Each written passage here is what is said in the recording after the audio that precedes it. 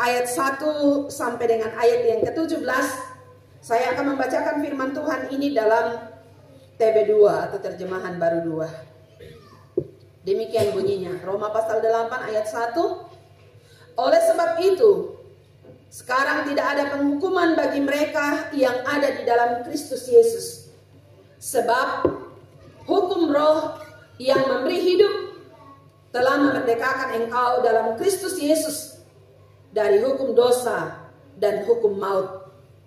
Sebab apa yang tidak mungkin dilakukan hukum Taurat karena tidak berdaya oleh tabiat daging, telah dilakukan oleh Allah dengan mengutus anaknya sendiri dalam daging yang serupa dengan daging yang dikuasai dosa. Dan untuk menghapuskan dosa, ia telah menjatuhkan hukuman atas dosa dalam daging, supaya tuntutan hukum Taurat digenapi di dalam kita yang tidak hidup menurut keinginan daging, tetapi menurut Roh. Sebab mereka yang hidup menurut tabiat daging memikirkan hal-hal yang dari keinginan daging. Mereka yang hidup menurut Roh memikirkan hal-hal yang dari Roh. Sebab keinginan daging adalah maut, tetapi keinginan Roh adalah hidup dan damai sejahtera. Sebab keinginan daging adalah perseteruan terhadap Allah, karena keinginan itu tidak takluk kepada hukum Allah. Hal ini memang tidak mungkin baginya. Mereka yang hidup dalam tabiat daging tidak mungkin berkenan kepada Allah. Namun, kamu tidak hidup dalam tabiat daging, melainkan dalam Roh. Jika memang Roh Allah tinggal di dalam kamu, namun jika orang tidak memiliki Roh Kristus, ia bukan milik Kristus. Namun jika Kristus di dalam kamu, tubuh memang mati karena dosa, tetapi Roh adalah kehidupan oleh karena kebenaran. Jika roh Dia yang telah membangkitkan Yesus dari antara orang mati tinggal di dalam kamu, maka Ia yang telah membangkitkan Kristus dari antara orang mati akan menghidupkan juga tubuhmu yang fana itu oleh Rohnya yang tinggal di dalam kamu. Jadi saudara-saudara, kita adalah orang berutang, tetapi bukan kepada tabiat daging, supaya hidup menurut keinginan daging. Sebab jika kamu hidup menurut keinginan daging, kamu akan mati. Namun jika oleh Roh kamu mematikan perbuatan-perbuatan tubuhmu, kamu akan hidup. Semua orang yang dipimpin Roh Allah adalah anak Allah. Sebab kamu telah menerima roh perbudakan yang membuat kamu menjadi takut lagi. Tetapi kamu telah menerima Roh yang menjadikan kamu anak Allah. Oleh Roh itu kita berseru, ya Abba, ya Bapa. Roh itu sendiri bersaksi bersama roh kita bahwa kita adalah anak-anak Allah. Jika kita adalah anak, kita juga adalah ahli waris.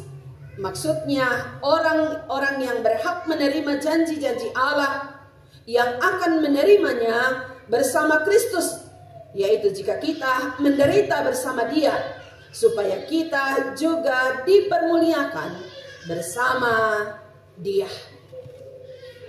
Sedemikian jauh bagian firman Tuhan untuk menjadi perenungan bagi kita saat ini. Saya ulangi ayat yang ke-13. Sebab jika kamu hidup menurut keinginan daging, kamu akan mati. Namun jika oleh Roh kamu mematikan perbuatan-perbuatan tubuhmu, kamu akan hidup. Sedemikian jauh kebenaran firman Tuhan untuk menjadi perenungan bagi kita bersama-sama saat ini.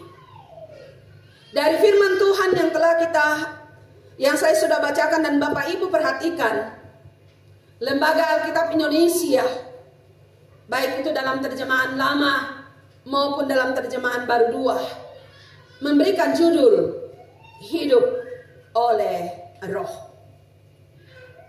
Saya sudah menyampaikan tadi bahwa pada hari Minggu yang lalu kita bersama-sama kembali memperingati hari pencurahan Roh Kudus itu.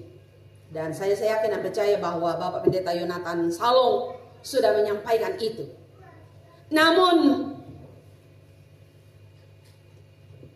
hal yang bersejarah seringkali kita lupakan di dalam kehidupan kita. Dan banyak orang tidak mengingatnya. Waktu Yesus sebelum dia menjalani penderitaan, dia sudah menyampaikan kepada murid-muridnya. Kalau kita memperhatikan di dalam Injil Yohanes, baik di pasal 14 maupun di pasal 16 dan 17,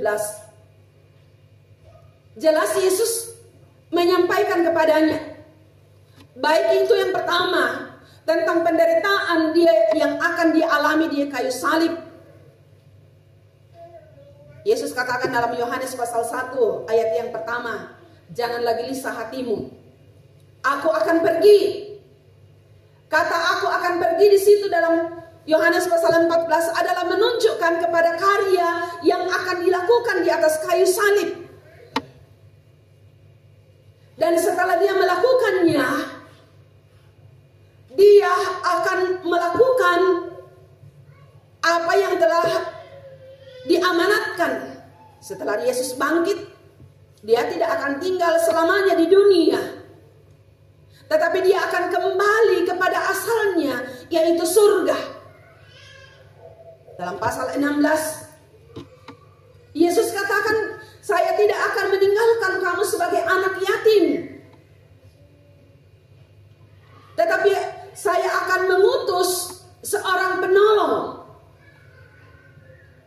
Dialah yang akan menolong, memimpin, bahkan menggerakkan kamu untuk melakukan apa yang dikehendaki oleh Allah. Dan benar, setelah Yesus naik ke sorga, Yesus menyampaikan kepada murid-muridnya sebelum dia tinggalkan di Bukit Zaitun, di Yerusalem. Di situ dikatakan, tinggallah di sini, kamu akan menerima Roh Kudus. Dan apa yang dilakukan oleh murid-muridnya tidak seperti dengan pada waktu dia menyampaikan tentang penderitaan yang akan dia alami. Dan benar, saat dia mengalami penderitaan, murid-muridnya kembali kepada kehidupan yang lama. Tetapi pada waktu Yesus katakan tinggallah di sini, kamu akan menerima kuasa Roh Kudus itu, murid-muridnya dalam ketaatan penuh, setelah kehidupannya dipulihkan, setelah kehidupannya diperbaharui, mereka taat kepada perintah Tuhan. Dan pada waktu Allah Yesus menggenapi apa yang sudah dijanjikannya, mereka dipenuhi oleh Roh Kudus dan membuat mereka menjadi kuat, mampu untuk melaksanakan tugasnya sebagai rasul-rasul pada waktu itu. Nah, di dalam kitab Roma kita melihat apa yang disampaikan oleh Rasul Paulus kepada orang-orang Kristen yang ada di Roma pada waktu itu. Bagaimana dalam kehidupan mereka sebagai orang yang percaya kepada Tuhan.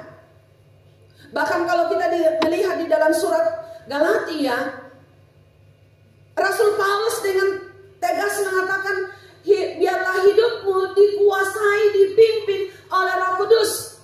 Mengapa? Kalau kita memperhatikan latar belakang surat Roma, khususnya di dalam pasal yang kedua, bagaimana kehidupan orang-orang Kristen yang ada di Roma. Mereka hidup dalam kehidupan daging. Sekalipun mereka dikatakan mereka adalah orang-orang Kristen, orang-orang yang telah percaya kepada Kristus, tetapi yang lebih dominan di dalam kehidupan mereka adalah kehidupan daging. Itu sebabnya Rasul Paulus menyampaikan kepada mereka Kristus.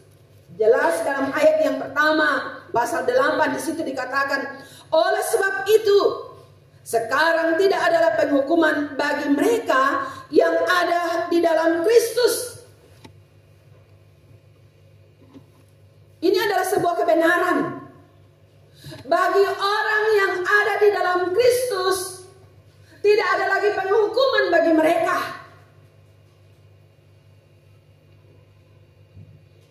Orang yang percaya kepada Kristus tidak lagi akan dihukum karena telah menyerahkan hidupnya kepada Allah.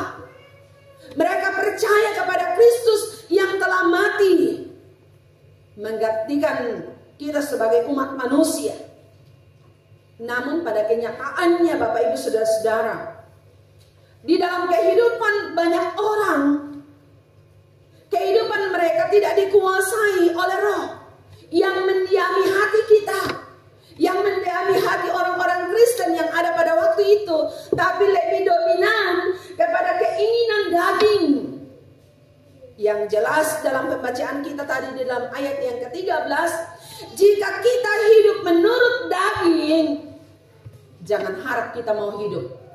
Mungkin kita hidup di dunia seperti saat sekarang ini, tapi di dalam kekekalan, di dalam kehidupan kekal, di dalam surga, kita tidak akan menikmatinya itu, dan kita akan mati dalam kematian yang kekal, yaitu di dalam api neraka. Karena itu, kita sebagai orang yang percaya kepada Tuhan, yang ada sampai saat ini, mengapa kita harus hidup menurut Roh? Mengapa kita harus hidup oleh Roh? Ini menjadi sebuah pertanyaan. Karena Roh, yang pertama, karena Roh telah mendiami kita. Sejak kita percaya kepada Kristus, berulang kali kami mengajarkan, baik itu dalam anak-anak remaja, anak-anak sekolah minggu, maupun dalam pelajaran katekisasi bagi calon baptisan, kami menyampaikan kepada mereka, sejak kita mengaku Yesus itu adalah Tuhan, maka Roh Kudus itu mendiami hati kita. Yang katakan nanti pada hari pencurahan Roh Kudus, hari Pentakosta, hari keturunan Roh Kudus, baru hati kita dikuasai, baru hati kita didiami oleh Roh Kudus. Sejak kita percaya kepada Kristus, Roh Kudus mendiami hati kita. Itu berarti Roh Kudus ada di dalam diri kita dan menuntun kita untuk hidup sesuai dengan kehendak Allah. Mengapa? Karena di tengah-tengah kehidupan di dunia ini, kita senantiasa diperhadapkan dengan dua pilihan. Pilihan apa itu? Pilihan daging dan pilihan roh. Orang yang hidup mengikuti keinginan dagingnya akan taat melakukan apa yang dituntut oleh hawa nafsunya. Tapi orang yang hidup menurut roh akan melakukan apa yang dikehendaki oleh Allah. Itu sebabnya dalam ayat yang kedua, sebab Roh Kudus memberi hidup, telah memerdekakan engkau dalam Kristus dari hukum dosa dan hukum maut. Karena itu Bapak Ibu jemaat yang dikasihi oleh Tuhan, dalam kehidupan kita sebagai seorang yang percaya kepada Tuhan, hal yang harus kita perhatikan di dalam kehidupan ini ialah bagaimana kita memberikan hidup kita dikuasai, dipimpin oleh Roh. Sehingga apabila kehidupan kita dikuasai dan dipimpin oleh Roh, maka akan menuntut kita untuk melakukan apa yang dikehendaki oleh Allah. Sehingga dalam Galatia pasal yang kelima, ayat yang ke-22 dan ayat yang ke-23, di situ ada 9 buah roh yang akan nyata dalam kehidupan kita. Dan mudah-mudahan Kita yang ada di tempat ini semua bisa memilikinya. Apa itu pertama? Ada yang tahu buah roh yang pertama? Oke, terima kasih Pak Jos, lancar sekali. Pertama adalah kasih. Yang kedua, ayo, sukacita. Yang ketiga, mari kita perhatikan, adakah di dalam diri kita 9 buah roh itu? Ataukah yang ada di dalam diri kita adalah perbuatan daging? Dalam Galatia pasal yang kelima ayat 19. Mari kita perhatikan keinginan daging itu supaya lebih jelas untuk kita perhatikan di dalam kehidupan kita. Mewanti-wanti kehidupan diri kita ini, apakah saya masih dikuasai oleh daging atau saya sudah hidup oleh roh? Galatia pasal yang kelima ayat 19 dan ayat yang sampai dengan ayat yang ke-21. Apa yang pertama? Ya, saya yakin dan percaya kita sebagai orang Kristen tidak ada yang melakukan cabul ya. Percabulan, kecemaran. Kita semua orang-orang yang sudah dikuduskan oleh darah Kristus. Hawa nafsu, penyembahan berhala.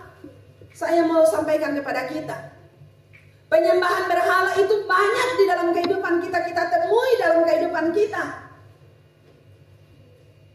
Termasuk kalau kita lebih mengutamakan hobi kita. Bapak Ibu tahu hobinya apa? Lebih baik tinggal di rumah menonton sinetron, ya, drama Korea. Mudah-mudahan tidak ada. Ada seorang jemaat kami di tempat pelayanan beberapa waktu yang lalu. Seorang ibu, seorang yang sudah tua lansia, tapi apa yang dinonton? Weh, no kali ya tiberu yung mainan na ke jam 5 mo jam 6. Ada itu film yang orang India. Wah, waktu isyarat ya na mapaadi matan natin de tomatua. Yung mga nguya tama to na tiro.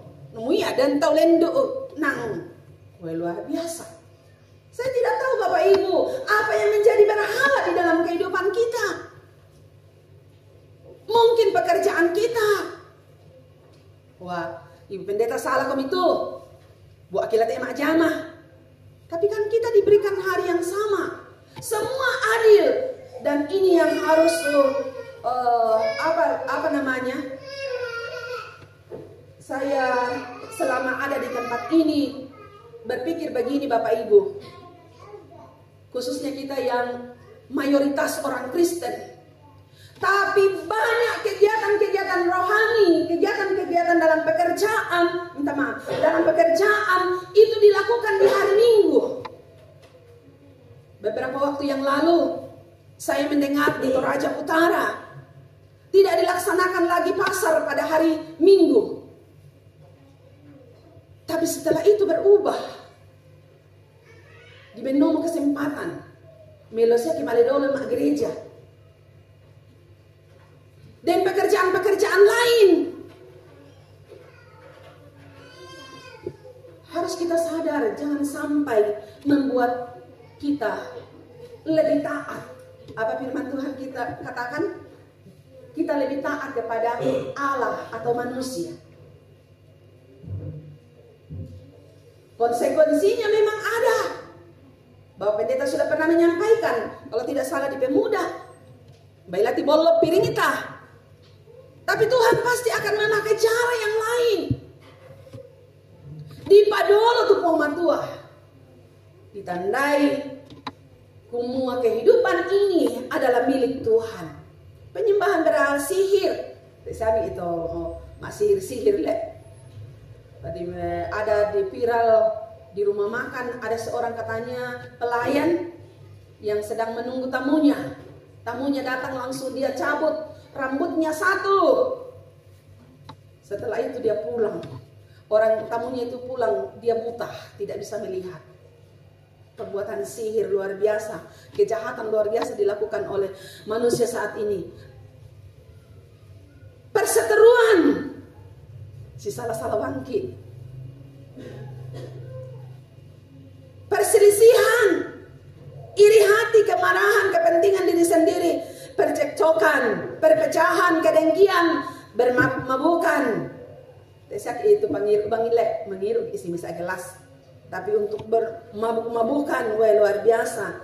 Kita merusak bait Allah, pesta pora dan sebagainya. Terhadap semuanya itu, firman Tuhan katakan, kuperingatkan seperti yang telah kulakukan dahulu, bahwa siapa saja yang melakukan hal-hal demikian tidak akan mendapat apa? Bagian dalam kerajaan Allah. Ya, kalau kita dikuasai oleh daging, kita tidak akan mendapatkan bagian dalam kerajaan Allah. Mari kita perhatikan hidup kita. Apakah hidup kita sudah dikuasai oleh Roh, ataukah kita masih hidup dalam keinginan daging? Yang kedua, dalam ayat yang kelima dan ayat yang keenam, sebab mereka yang hidup menurut tabiat daging memikirkan hal-hal yang dari keinginan daging. Mereka yang hidup menurut Roh memikirkan hal-hal yang dari Roh. Sebab keinginan daging adalah maut, tetapi keinginan Roh adalah hidup dalam damai sejahtera. Bapak Ibu jemaat yang dikasihi oleh Tuhan, beberapa minggu yang lalu Bapak Pendeta Daniel telah menyampaikan bagaimana kita sebagai seorang yang percaya kepada Tuhan untuk memikirkan perkara-perkara rohani. Dan salah satu pekerjaan Roh Kudus di dalam diri kita sebagai orang-orang yang didiami oleh Roh Kudus adalah memikirkan hal-hal yang dari Roh. Sehingga keberadaan kita di mana kita berada itu akan membawa damai sejahtera. Di mana kita berada, kita akan hidup menyatakan kasih Allah kepada orang-orang lain. Orang-orang lain akan melihat kehidupan yang berbeda dengan kehidupan orang-orang yang tidak dikuasai oleh Roh. Orang yang tidak dituntun oleh Roh Kudus, akibatnya apa? Akan menjadi seteru Allah. Nah, kita sudah jadi seteru Allah, menjadi lawan Allah, oh sudah, kita tidak ada apa-apanya. Masih ada di dalam pikiran kita seorang yang sudah mengenal kebenaran, percaya kepada Kristus, tapi ada seorang yang katakan kepada maka enak potongan-potongan itu pun Yesus bisa atau seorang yang mualaf, yang baru-baru mau masuk dalam Idul Adha langsung meninggal. Saya waktu memperhatikan, saya tidak terlalu ini dengan kegiatan-kegiatan daripada orang ini, tapi setelah dia meninggal, saya lihat, wah luar biasa. Nah, sama orang-orang berkomentar, kunyi nakapu. Orang yang menjadi seteru Allah, hati-hati Bapak Ibu. Jangan kita coba-coba melawan. Kalau kita sudah tahu kebenaran, kita lakukan kebenaran itu. Jangan kita melawan apa yang diperintahkan oleh Tuhan. Melosnya kita enak susito, kita bisa bikin kesempatan Tuhan bertobat. Tapi kalau langsung Tuhan cabut, banyak orang katakan, nah lebih baik mati daripada langsung menderita. Nah maki-maki itu pohon tua lebih parah. Tapi kita yang masih dikasih kesempatan, mari kita perhatikan kehidupan ini. Jangan kita menjadi seteru Allah, menjadi lawan Allah. Tetapi kita memberikan kehidupan kita untuk menjadi sebuah kehidupan yang dikenan oleh Tuhan. Dalam ayat yang ke-8, mereka yang hidup dalam tabiat daging tidak mungkin berkenan kepada Allah. Kita sudah melihat di dalam Galatia pasal yang kelima tadi. Mungkin kita katakan di sini tidak berkenan kepada Allah, apalagi dalam ayat Galatia pasal yang kelima tadi, tidak akan mendapat bagian. Karena itu, mari kita perhatikan kehidupan kita. Kita memikirkan hal-hal yang baik, dan itulah yang dikatakan oleh Rasulullah Yakobus kepada jemaat yang ada di Filipi, dalam Filipi pasal 4 ayat yang ke-8. Semua yang baik, semua yang adil, semua yang mulia, pikirkanlah semua itu. Ya tentang maibadalan Bapak Jasel kukuah, luar biasa banyaknya kebaikan yang harus kita buat, tapi orang lebih tertarik kepada hal yang jahat. Budak kalian tuh apa melo bisa dipegau, tetapi orang lebih tertarik kepada apa-apa perbuatan yang tidak baik, yang membuat orang lain bisa berdosa. Bayangkan kamu kemarin tobokan ada dikutuk-kutuk dulu kamu, ya, yang mana dia madosa, nah kita dulu kamu ikut madosa sama kutuk duka Miki. Saya katakan kepada keluarga kemarin itu, mereka katakan, ya waktu contohnya bapak ibu yang ikut pasti tahu dicuri ayamnya, mereka sudah tulus, mereka sudah ikhlaskan ayam itu. Tapi saya katakan, kami yang dicuri kendaraan kami tidak katakan kami tulus. Tapi apa pesampayangan kikua buatlah mereka tidak tenang. Ya karena mungkin ya namanya si salah le. Ya namanya tadi boko ya tidak menjadi masalah, tapi ya na oto atau motor pasti kita usahakan supaya itu bisa kembali karena kita masih menggunakan. Kami katakan buatlah orang itu tidak tenang. Dan benar mereka tidak tenang sampai mereka datang dari Tenggarong, datang di Samarinda, polisi langsung lihat kendaraan itu. Langsung dia katakan, Bapak Pendeta, malam komenal itu motor indemo. Mobil kami ketemu di jalan. Ya karena kita sudah memiliki barang itu, ada kontak batin, saya katakan, oh ya Tuhan sampai. Langsung kami ikut. Itu adalah tuntunan Tuhan. Karena kita doakan, kami tidak mengutuk mereka, kami hanya katakan ampuni mereka dan buatlah mereka tidak tenang supaya dia bisa mengembalikan kendaraan itu, dan luar biasa Tuhan menjawab doa. Kita harus memikirkan hal-hal yang baik. Orang yang hidup dikuasai oleh Roh akan memikirkan hal-hal yang dari Roh. Yang terakhir dalam ayat yang ke-14 dan sampai dengan ayat yang ke-17. Orang yang hidup menurut Roh akan menjadi anak-anak Allah. Saya bacakan ayat itu. Semua orang yang dipimpin Roh Allah adalah anak Allah. Bapak Ibu jemaat yang dikasihi oleh Tuhan, di saat saya mempersiapkan kebenaran ini, ada satu kata yang dituliskan di sini dalam ayat yang ke-14, itu adalah dipimpin oleh Roh. Dan dalam persiapan itu saya membaca sebuah tulisan, itu adalah sama artinya dalam Matius pasal yang ke-4. Pada waktu Yesus dicobai oleh iblis, apa yang dikatakan pada waktu itu, Yesus dibawa oleh Roh ke padang gurun. Untuk apa Yesus dibawa? Yesus tahu ia melakukan apa yang dituntut oleh Tuhan. Sebelum dia lebih jauh untuk melaksanakan tujuannya datang ke dalam dunia, ia bersekutu dengan Tuhan, dengan Bapanya. Namun setelah selesai, apa yang dia hadapi? Dia dicobai oleh iblis. 3 perkara yang diperhadapkan kepada Yesus untuk menjadi seorang yang dapat dikenal. Karena dia adalah anak Allah, Dia disuruh untuk membuat roti menjadi batu, menjadi kebutuhan.